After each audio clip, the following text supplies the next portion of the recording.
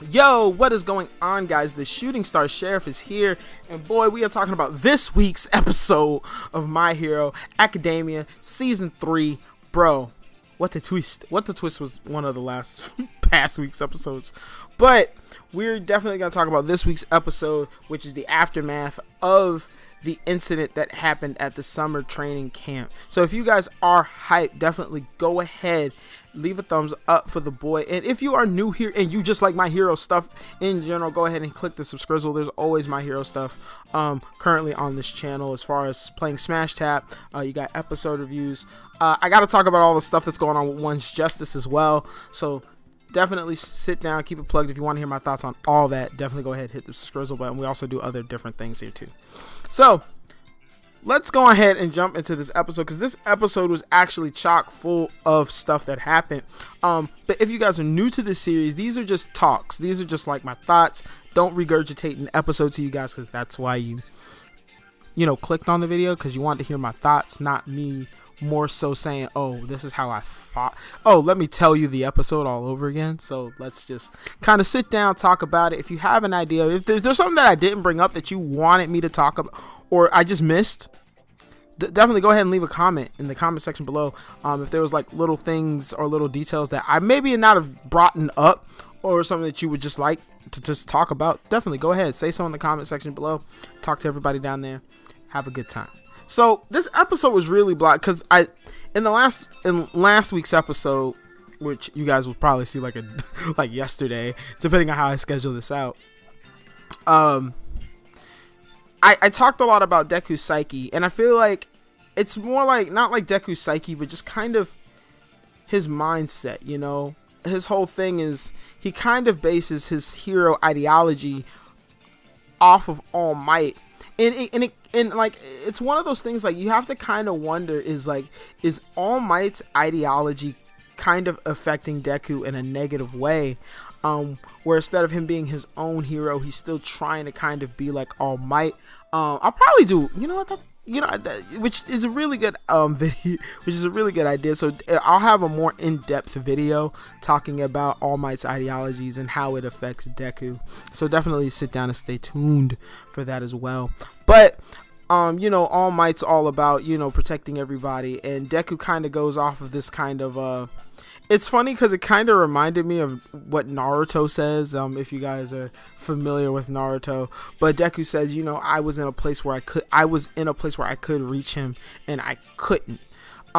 Which you can't really blame Deku. He just came out of a fight with Muscular. He saved Tokoyami. He was trying to save as many people as possible, but more importantly, he was trying to get to Bakugo, which he was trying to protect, which he ending up failing, which, is a huge blow to his morale.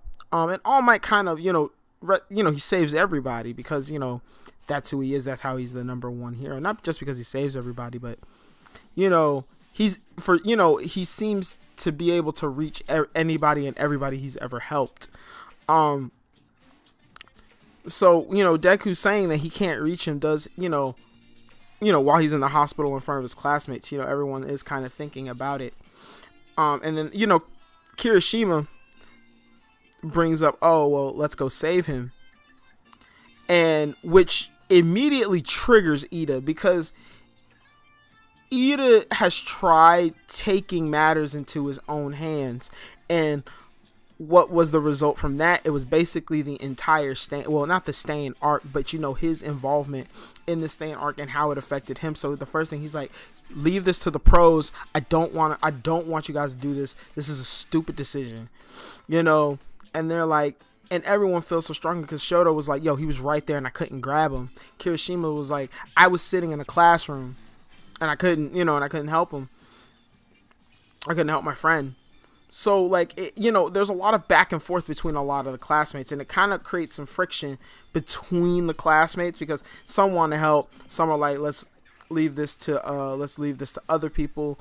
Even Suyu's like, hey, Ida's right. Like, as much as I would like to help, like, you guys are getting in over your heads. You're dealing with like villains right now. You're dealing with like actual people who are a threat, and they will kill you if they get the chance.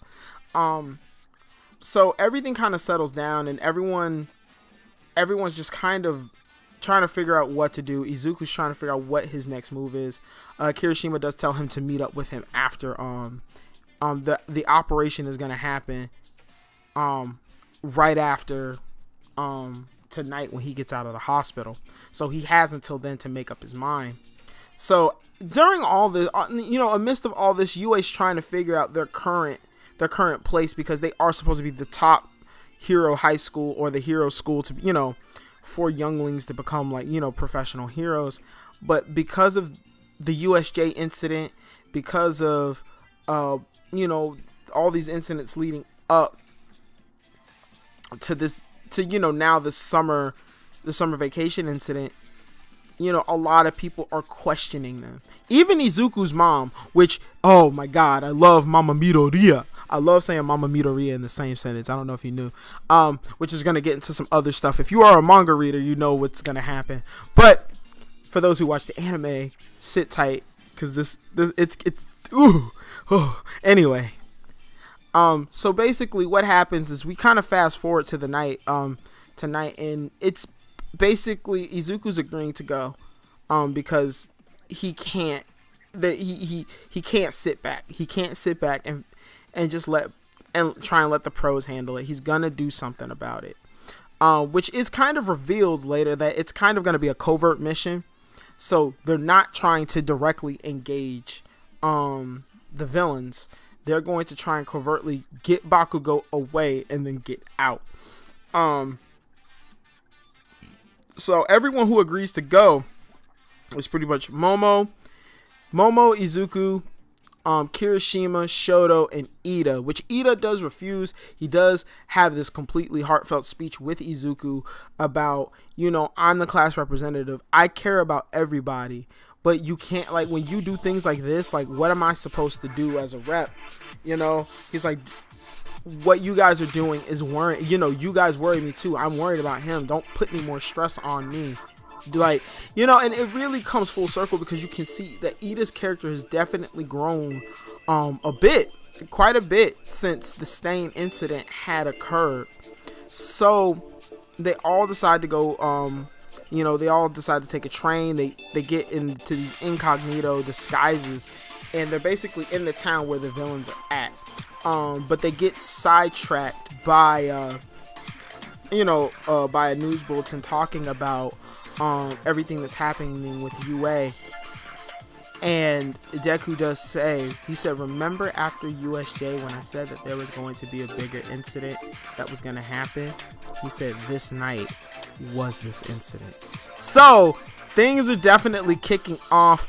Next week's episode is called All for One, and it's gonna get intense as the hunt for Bakugo, or the operation to save Bakugo, begins, and as the pro heroes all get together to try and take down the League of Villains.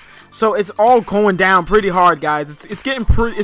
This is pretty much like, this is getting to the boiling point. Like, everything is kind of stacking up for this crazy thing. Not to mention, Izuku said this is the other major incident that does happen, which he does reference at the end of season 2, I believe, which they kind of thought the Stain incident was it, but he says no, this is the night, this is the big incident that's about to go down. So without further ado, I'm going to leave you off there, guys. Let me know about your thoughts about this episode in the comment section below. Things are definitely getting heated, and I will catch you guys definitely in the next one. Peace.